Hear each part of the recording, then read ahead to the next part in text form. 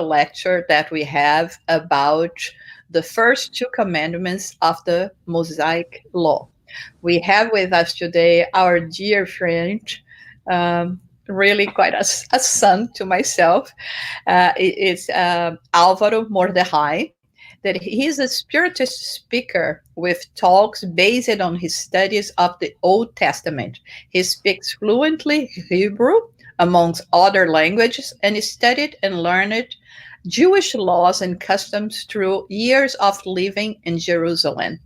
He aims to combine the knowledge of the interpretation of the Bible's sacred texts through the wisdom of the Jewish people with the gospel of Jesus under the light of Spiritism.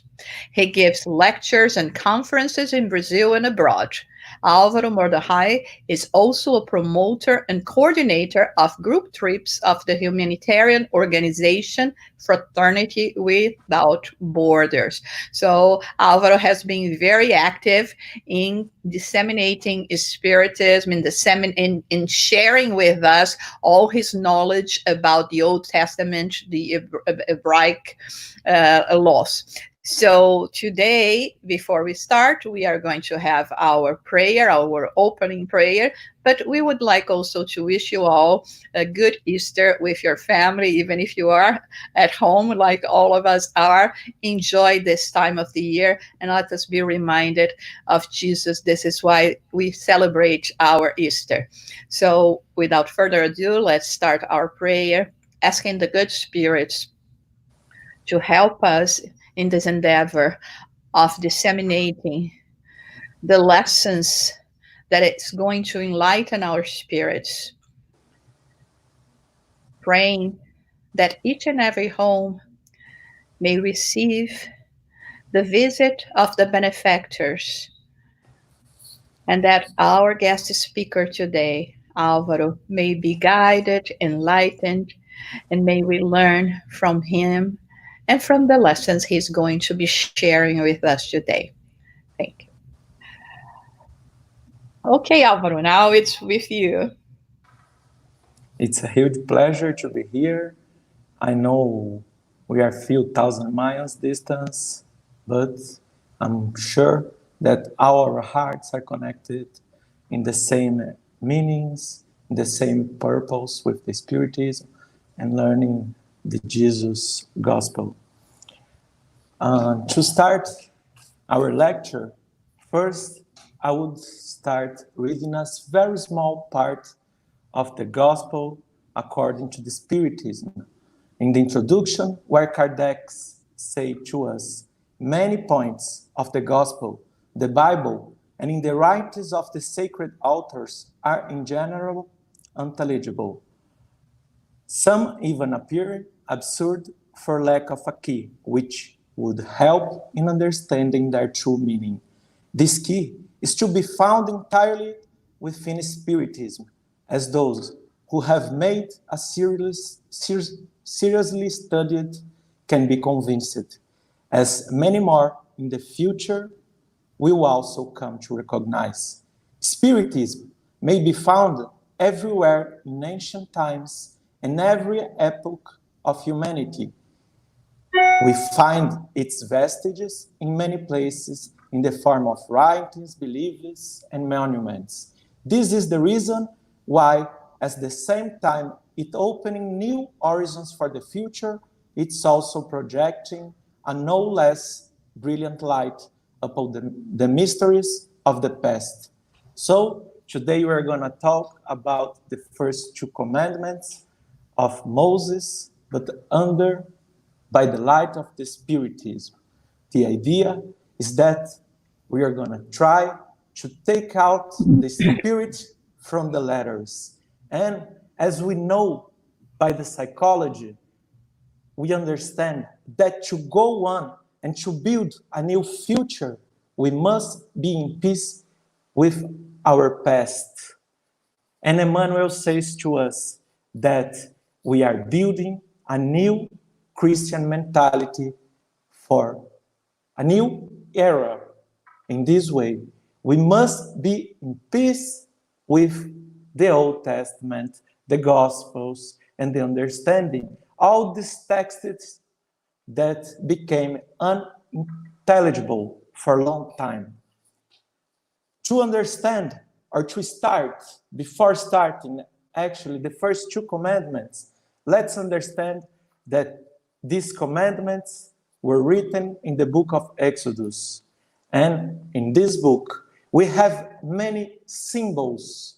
We understand that we have history written, but we want to catch the spiritual meaning of the words. So each and every time we are talking about Egypt, we must understand as a symbol. We are not exactly saying about a place, about some physical place, but Egypt in Hebrew, it's written Mitzrayim, comes from Metzar. Metzar is the meaning of being confined, being restricted, to become a slave.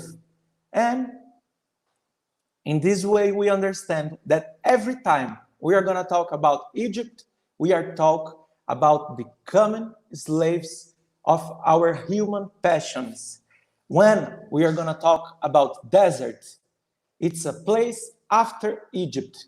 Usually, when we get slaves, when we became slaves of our human passions, after that, we go to the desert. We see in the Gospels and we see in the Old Testament.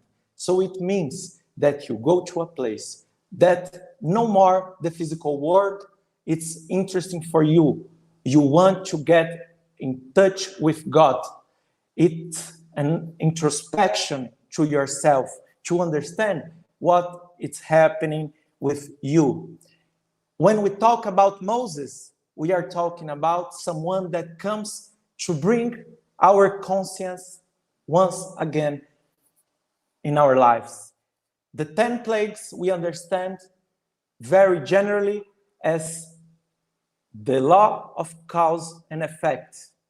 So after, and the Egyptian people, we understand not actually as the Egyptian people itself, the ancient Egyptian people, but something that lives inside each and every one of us. So the Jewish people, the Israeli people are living inside each and every one of us. The Egyptian people also living inside of us. The Israeli or the Jewish people, it's the inner will to get connected to God. It's like a tree that always grows in the direction of the sun. Our spirit, it has this will to get connected, to get closer to God.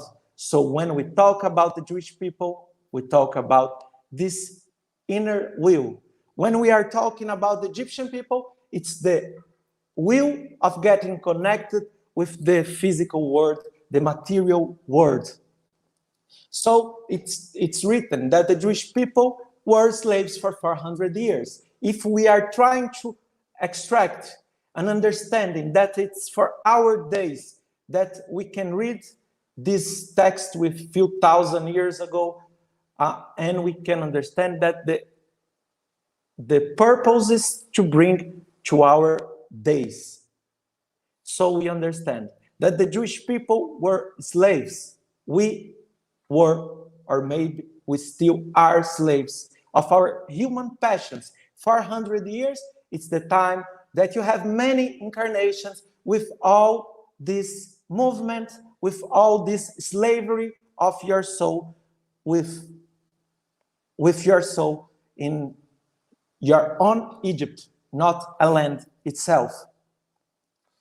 So, before receiving the 10 commandments, the Jewish people were going out from Egypt and went running away from the army of Pharaoh. That is the representation of all this material world. It's the personal representation of all this material, this physical attraction that brings to our lives the physical world. So the Jewish people was running for the desert, was running to introspection. And for 7 days, the Jewish people were running away from the army of the Pharaoh. In this moment, we will find an interesting point where the Jewish people come to the border of the Red Sea. When the Jewish people comes to the border of this Red Sea, they look behind and they see the army of the Pharaoh coming to take them again to Egypt. And in front of them, a huge obstacle, a huge sea, the Red Sea as an obstacle. So it's a moment that all of us can find in our history, in our lives, when you get to a point where if you go back, you find a huge problem. To go on, you must solve this obstacle. You must understand what's this obstacle. So it says that when the Jewish people came to this point, they divided them in 4 groups that we understand. That are 4 groups that might live in each and every one of us. Not exactly all of us, but some of us. So when the Jewish people divide them, one of the group, the first group said, okay, let's throw ourselves to the sea. Let's kill ourselves. And we know that this is not a solution for any problem, for any obstacle we have in life, for any vicissitude we have. Killing yourself as a solution. We know that our spirit is eternal, and everything we do, we must confront this in the future according to the law of cause and effect. Of course, Moses would not support this group. So the second group, let's go back to Egypt. Let's surrender ourselves to the Egyptian. Let's go back and let's become slaves once again in Egypt. Of course, giving yourself to an old problem because you have an obstacle, it's not a solution. So Moses would not support them. The third group, let's make war. Let's fight against the Egyptian army and let's kill them. Of course, aggressivity, it's not a solution for any kind of problems. Diplomacy requires intelligence, emotional intelligence, and intelligence is intelligence itself. So fighting, it's not a solution. Moses would not support. And a fourth group would say, let's pray. Let's just pray. And of course, praying, it's very important in our lives. When we have a vicissitude, we have a problem, to get connected to God, it's very important. But it can bring you solutions. But you must work hard. You must work after praying. And this group said, let's just pray. We understand that Moses would not accept this advice. So Moses tells to the Jewish people, let's stand strong. Don't be afraid. Today you see the Egyptian. Tomorrow you will not see them anymore. According to what the rabbis understand, he says this because once you confront an obstacle, a problem with a reasonable way, with faith, getting yourself connected with God, but thinking and working hard, this problem will not come to your life again. This becomes an attribute of your spirit by the knowledge you acquire from this. So in these moments, it said that there was a man. His name was Narshon ben Aminadav. Narshon, the son of Aminadav. And this man, he was praying very strongly for God, and he was connected to God, and he decides to go in the Red Sea. Many of the Jewish people that were very strongly, very connected to God, and they were praying, they follow Narshon ben Aminadav. And when Narshon ben Aminadav was with the water in his neck, the Red Sea would split. It would split and the Jewish people would pass through the Red Sea. Each and every Jew would reach to the other border of the Red Sea, and the Egyptian army couldn't pass. And it's interesting because we find 4 groups here. And we see in the book, Green Signal, chapter 20, from André Luiz, that he will give 4 advices in the chapter that he calls obstacle. First, advice of André Luiz: when you face an obstacle, you must go on. You will disappoint people, and people will disappoint you, but never exalt yourself. Be courageous. You must have courage, and you have to work hard. Second advice: don't accommodate yourself. After one difficult, you will find another difficult. But from each and every mistake you commit in life, you must learn the way you should go. You should learn from your mistakes. Third advice: be patient. Every journey is made step by step. You must go on, work hard, but you should wait for the time of God. You should, in the fourth advice, you should work hard and you should plant good in each and every person, in each and every moment, in each and every place of your life. But you should be patient and wait for God's time. We said that all the Jewish people crossed the Red Sea, and from this, we understand that there is no suffering, there is no pain, there is no difficulty, that it's eternal. Everything passes. Every problem, every pain is going to pass through your life.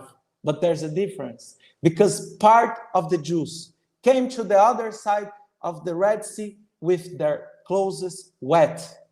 And to go wet through the Red Sea, to come to the other border with your clothes wet, it means that you sweat by working hard. But the water also has a symbolic meaning in the Old Testament of purification. Also in the Gospels, it's always related to purification. So when you go through an obstacle, a vicissitude, a problem, and you work hard, you sweat, and you learn from this, you get to the other side with your clothes wet. You acquire this experience for your spirit as an attribute. So, in this way, the Jewish people would reach to the other border, and they would walk for another 33 days in the desert. After 33 days, they're going to stand in the feet of Mount Sinai. And Moses would go up in the Mount Sinai for 40 days, and he would receive the 10 commandments. We see in the 10 commandments a mediumistic phenomena of many mediumistic phenomena as direct writings, direct voices, materialization, and many mediunic phenomena. After he comes down on the 40th day, when he goes down, he will see the Jewish people adoring the golden calf. So we see here many representations. Each and every time, we see in the Gospels, in the Old Testament, that someone climbs a mountain, it means that he's getting connected to God. When we see the Sermon of the Mountain, Jesus goes up according to the Matthew Gospels. If we see Luke Gospels, he's saying that he went down, because for Jesus, there is no need to go up in a mountain to get connected to God. As André Luiz says to us, that he's in very strong, that we cannot explain how he's so much connected to God. This is the words of André Luiz. So we understand that for the rest of us, to climb a mountain, to go up in a mountain, is to get connected. So Moses was connected to God. So when he go down, he was in a material world, and he was very angry. because he find the Jewish people adoring the golden calf. So he broke the two stone plates. These two stones were written the 10 Commandments, and he had to go up once again. We understand from this passage as a very important passage to understand the temptation of Jesus in the desert, because Jesus was also for 40 days in the desert. Before starting his service with the word, his serving in the word, he was baptized by John, and after this, he goes to the desert for 40 days. It is written that he was tempted by evil. And Kardec brings to us in the book of Genesis that this is a symbolic way. But what's this symbol?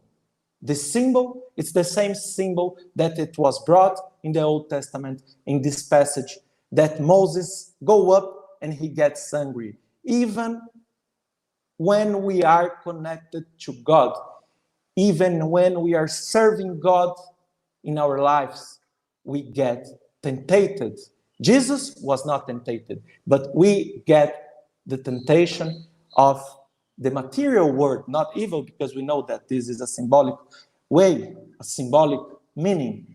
40 days always means a time that you prepare yourself for a mission, for a trial, for an expiation.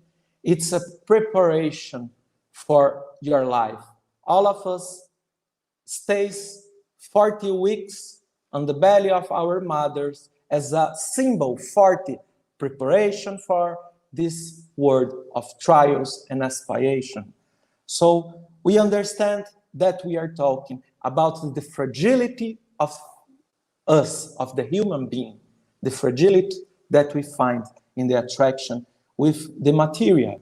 After Moses goes up on the second time, this time he would bring the 10 Commandments and he would read it for the Jewish people. And first of all, I will read it in Hebrew because all my life I studied in Hebrew. So when I read, I find more deep meaning in the Hebrew words and the philosophy that it brings. And the first commandment is Anochi Adonai Elohecha asher hoseti etcha mieretz Mitzrayim mibeit avadim. I am the Lord, your God, who brought you out of the land of Egypt, out of the house of slavery. And each and every time we are studying, we must ask questions about the text. We must ask ourselves why it's written like that and not in another way.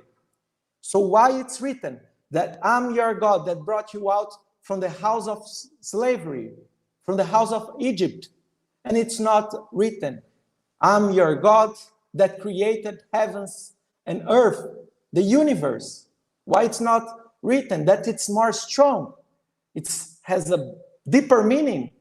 It looks that it's a huger God, although it's the same God. But why it's written like this?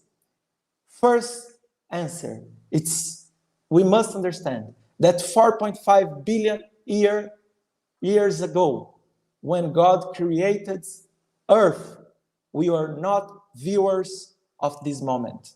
14 billion years ago, when God created the universe, we are not viewers. We are not spectators of this moment. But when the Jewish people went out from the house of slavery in Egypt, all the Jewish people saw the nature combining itself to get them free. It's what people call miracle. When all the nature gets so strongly manifested by God that we see him and nobody can deny it. So that's a miracle. We understand that it's a symbolic way, a symbolic word, miracle. So the Jewish people saw the strong hands, let's say, of God taking them out of Egypt. The second answer When Moses went to the Jewish people, say, okay, I'm going to guide you out of Egypt. They said, no, it's going to cause a lot of troubles, a lot of problems. The Pharaoh and his arm, they are so strong. Let's, take it easy, Moses. They didn't want to go out. After some moment, they went out from Egypt. When they come to the desert, they say, okay, Moses, now we have many wild animals. We don't have water. We don't have food. We are going to die in the desert. Before we were just slaves. Now we are going to die. It's your fault. When they reach to the Red Sea, they said, okay, let's split. Let's divide ourselves in 4 groups and let's go against God's idea. So we see that they were rebels with God. And it doesn't matter how much rebel, how much difficult you make to God. God is conspiring all the universe to touch your heart. And he's going to take you out from your own Egypt, from your own human passions. You're going to be free someday. You have your free will, and you can wait, and he's waiting for your time. But he's conspiring with his laws, all the nature, all the universe to touch your heart. God would not reject medicine for the sick ones. And the Jewish people were sick at that moment. So God, this is the second answer. So why it's written that God that took you out from the house of slavery in Egypt. We see another interesting thing. It's written, Anohi Adonai Elohecha hotzeti etcha, who took you but not in the plural. In Hebrew, it's written in the singular because of this, because God is taking care of each and every one of us individually. So it's not written hotzeti etchem in the plural, you in the singular way. It's written in Hebrew. So, another question. What's the purpose of commanding someone to believe? If I go to all the politicians in the world and I say to them, okay, now you must believe in peace. Don't believe in war. They are not agree with that. When we see the first Christians in the first centuries of the Christianism, they were commanded by the Roman Empire to believe in the Roman Empire, but they served God. They believed in the Gospels. So what's the meaning of commanding someone to believe? You cannot command someone to believe. So the commandment is to see God. You must see God. And Paul of Tarsus says to us that evoluting your spirit is taking the scales out from your eyes to see God. The commandment, you should see God every moment, every place, in every situation of your life. It's not to believe, but it's to see God. We see the first Hebrew, Abraham, he brings the monotheism. Moses, in his first book, Genesis, his first versicle says, Bereshit bara Elohim et hashamayim v'et haaretz. In the beginning, God created heavens and earth. So if God created, he was before the beginning. It means that he's one. Moses is also bringing as the basis of all the Old Testament, the monotheism. When we see the 4 Gospels, we see all of them starting with reference of one God. And when we see Kardec, in the first question, he's answering, the spirits are answering, God is the supreme intelligent first cause of all things. He's also bring the monotheism. So we must understand that monotheism is not just the basis, but it's the pillar that will hold the rooftop. That is the regeneration of our spirits. Another interesting question, we find the first word that was written on the stones in the first commandment, Anohi. Anohi Adonai Elohecha. What's Anohi in Hebrew? It's not Hebrew. It's the language of the ancient Egyptian people. So why? After 400 years of slavery, God would write the first word of the 10 commandments in their language, after all the suffering, after all the pain, after all the difficulties. Why would God written like this? So here we find the germ of forgiveness. You must forgive them. Because God, it's God for all the universe, and He loves you as much as He loves your enemies, the Egyptian people in that time. So we understand that the 10 commandments, they were not just given to the Jewish people, and it was given for all the humanity. And in the same way that it's starting a new era for the humanity, also Jesus, when he was in the passage of the temptation of Jesus in the desert, it's also the beginning of a new era for the humanity. We see this, it's written like as a continuation. Second commandment of God. Lo yeh lecha Elohim acherim al panai. You shall not have other gods before me. God, like idols with minor G. It's not God itself. You should not make any other gods. Put any other gods in front of God, the creator of heavens and earth, the creator of the universe. So we immediately understand that it's saying that you should not make any idol of clay, of wood, of gold, any metal, wood, whatever. But it's not just exactly this. We have to go to a deeper understanding. So let's understand, each and every time that you serve a human passion, you are actually adoring, you're putting an idol in front of God.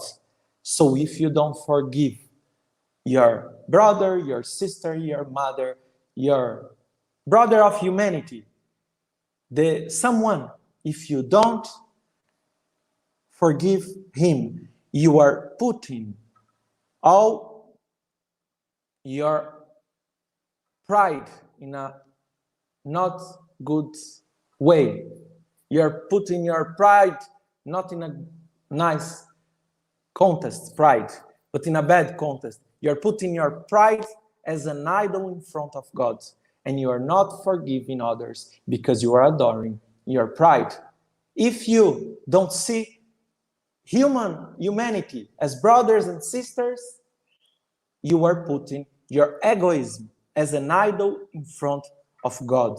So for each and every human passion you have, when we serve it, we are putting it in front of God, and we are not recognizing Him and His laws as supreme. So this is a deeper meaning for this commandment. And it's written like this: when the Messiah, Mashiach, will come, so in the earth all the idols will be vanished. Okay, and you say to me, but Jesus has already come, the Messiah has already come, but did you accept him in the land of your heart? Did you accept the kingdom of heaven in your heart? So when you will accept his laws, his understanding, his meanings in the land of your heart, then all the idols will be vanished from the world, from the land of your heart. And it's written that when you will vanish all the idols of your heart, then you're gonna serve God with all your heart, with all your inner strength. And this reminds us a very famous passage of the Gospels, that it's the passage where the doctor of the law, the Pharisee, he asks Jesus, what should I do to have a comfort place in the future life? What should I do to achieve the kingdom of heaven? And Jesus asks him, what do you understand? And he says, ואהבת את אדוני אלוהיך בכל לבבך ובכל נפשך ובכל מאודיך. You should love the Lord your God with all your heart, with all your soul, with all your strength. So, to love God with all your heart, it means that you've vanished all the idols of your heart. You vanished all the bad inclinations. So you just serve God in your heart. Bekol nafsheha, with all your soul. It means nefesh, nafsheha, your soul. Nefesh, it's an incarnated spirit. So it's someone that is alive, even if it costs your soul. As we see, the first Christians in the first centuries, that they were giving their lives, their souls, in sacrifice to God, and with all your strength. In Hebrew, with meodecha. Meod means much. With all your possessions, with everything you have. But then immediately we're thinking that it's just talking about what we have in the physical world, in the material world, like our goods, our money, and that stuff. But it's not just this. With all your much, with everything you have, it means with your words, with your hands, with your thoughts, with everything you have in your life, with all your money, not by spreading it by the poor people, but if you are a businessman, you should be a businessman that serves God even when you are working, in each and every moment. And we see Francisco Cândido Xavier, Chico Xavier, he served God with all his soul, with all his heart, with all his possessions. Francisco de Assis, Kardec, with all his intellectual attributes, that it's also a possession he had. And in this way, we understand what Paul of Tarsus wanted to tell us when he wrote in the letter to Corinthians, in the chapter 13, verse 3, if I give all my possessions to the poor, and I give over my body to hardship, that I may boast, but do I not have love, I gain nothing. If you give your possessions, but you still adoring the idols of your heart, you did nothing. If you give your soul, but you still serving not God itself, but the idols of the human passions, you did nothing. You gain nothing. And after that, the Dr. Pharisee says, you will love others like you love yourself. And by this understanding of the first two commandments, we understand once again what Paul of Tarsus wanted to tell us when he said, love is patient, love is kind, it does not envy, it does not boast, it's not proud, it does not dishonor others, it's not self-seeking, it's not easily angered, it keeps no records of wrongs, loves, does not delight in evil, but rejoices with the truth. It's always protect, always trusts, always hopes, always perseveres. Love never fails. Because if you're loving, according to the laws of God, if you're serving only the Creator of heaven and earth, then you understand what Jesus said to us in the Last Supper. You should love each and every one of the humanity as I loved you. He just served with all his heart, with all his soul, with all his strength. God, the only God. It's interesting that in this parable of the Good Samaritan, where it's written, these two,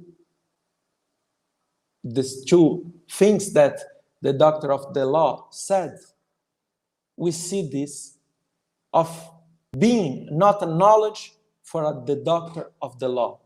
The understanding, okay, but the knowledge of these two versicles, it's known by each and every Jew in the world. Why?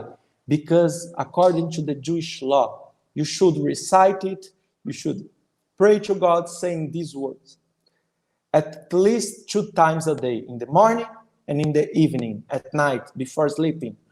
You should say this passage 2 times a day. So each and every Jew knew about that. But in the continuation of that, there is something that it's also very interesting to learn at this moment. That it's written, after doing these 2 things, loving God with all your heart, with all your soul, with all your strength, you should love others like yourself. It's written, then you will tie as a symbol in your hands, and you will bind them in your head, and you will put in your doors as a frame in each door of your house and each gate of your house. So it's written that you should take these commandments as a signal in your arm, in your head, in your tongue, in your door. And the Jewish people in New York, probably you had seen many times mezuzah, in the doors of the Jewish houses. We put some scrolls, something written.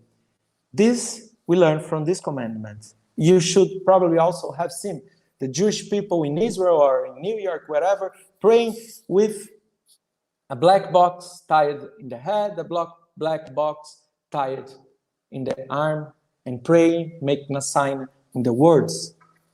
So this is the real meaning when we see that Jesus explains this for us in the crucifixion, because he took in his head as a crown of spikes that is a symbol of serving all the humanity. He served, he was the king of serving. And he also makes these marks in his hands when he's attached with nails in his hand, as a signal that even it costs suffering, he will be there for all the humanity. And he will stand his hands with the marks of serving God. And in his language, in his tongue, when he said, God, forgive them, they don't know what they are doing.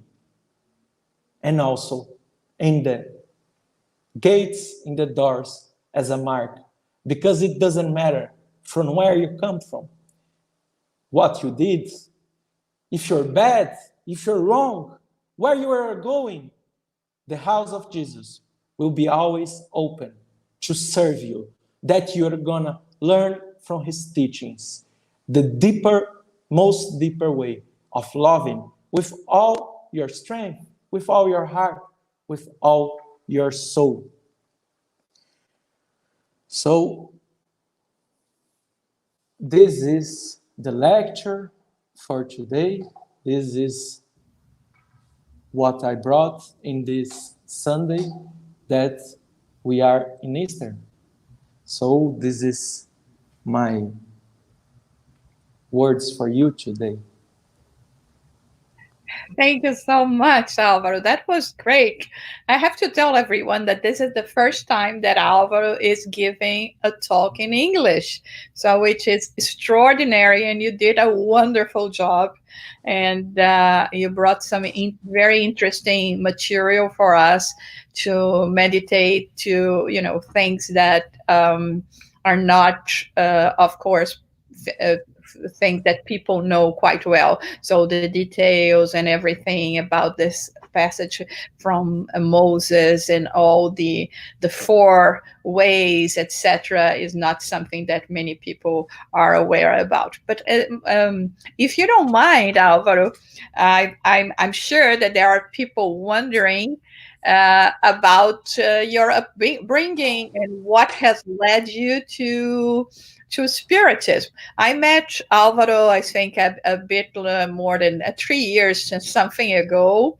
And immediately I felt a connection with him, and we had very nice conversations and exchange of ideas. But at that time, you were already researching and studying a lot, trying to make all these connections between Spiritism and the Old Testament. Can you tell a little bit about your journey into this path? Yeah. I I was in Israel many years